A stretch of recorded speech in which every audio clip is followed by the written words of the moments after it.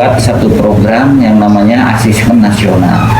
Program Asesmen Nasional ini adalah nomenklatur baru sebagai pengganti dari ujian nasional. Kalau dulu ujian nasional berbasis komputer, sekarang Asesmen Nasional berbasis komputer. Asesmen nasional adalah evaluasi yang dilakukan oleh pemerintah untuk pemetaan mutu sistem pendidikan pada tingkat satuan pendidikan dasar dan menengah dengan menggunakan instrumen asesmen kompetensi minimum, survei karakter, dan survei lingkungan belajar.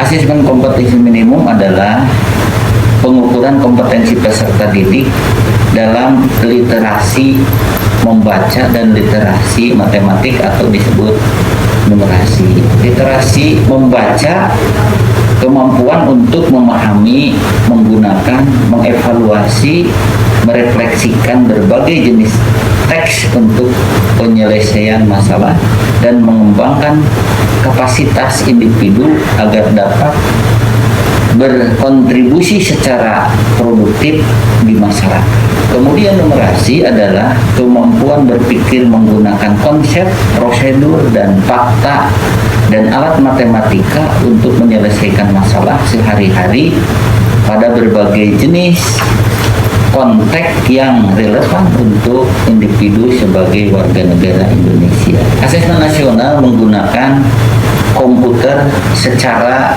daring dan semi daring sebagai media untuk menampilkan dan menjawab soal-soal. Satuan pendidikan yang menyelenggarakan asesmen nasional terdiri atas untuk jenjang pendidikan formal SD, SMP, SMA, SMK.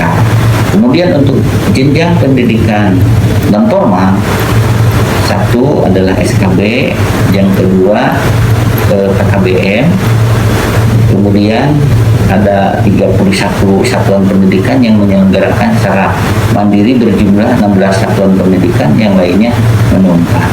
Itu adalah untuk non formal.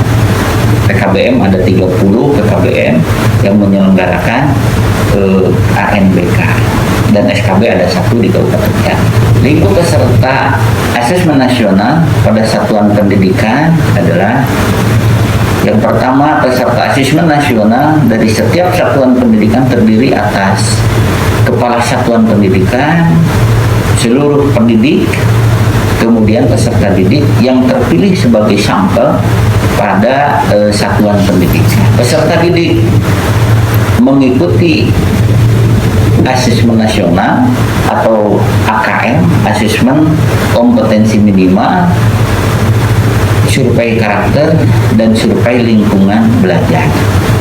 Seluruh pendidik dan kepala satuan pendidikan mengikuti survei lingkungan belajar. Persyaratan peserta didik: yang pertama, peserta didik yang terdaftar dalam Dapodik yang memiliki nomor induk sekolah nasional atau NISN yang valid. Kemudian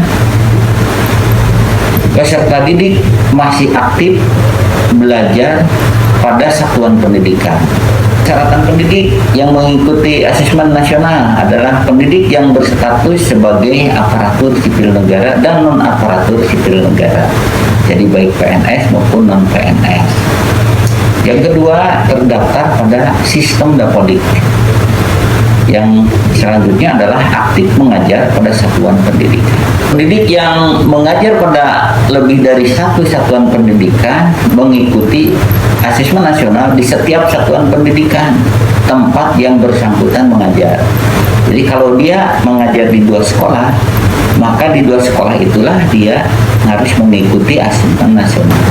Selanjutnya, pendidik pada satuan pendidikan yang peserta didiknya tidak mengikuti asesmen nasional tetap mengikuti asesmen nasional. Persyaratan kepala sekolah satuan pendidikan untuk mengikuti asesmen nasional yang pertama adalah kepala satuan pendidikan yang berstatus sebagai aparatur sipil negara dan non sipil negara.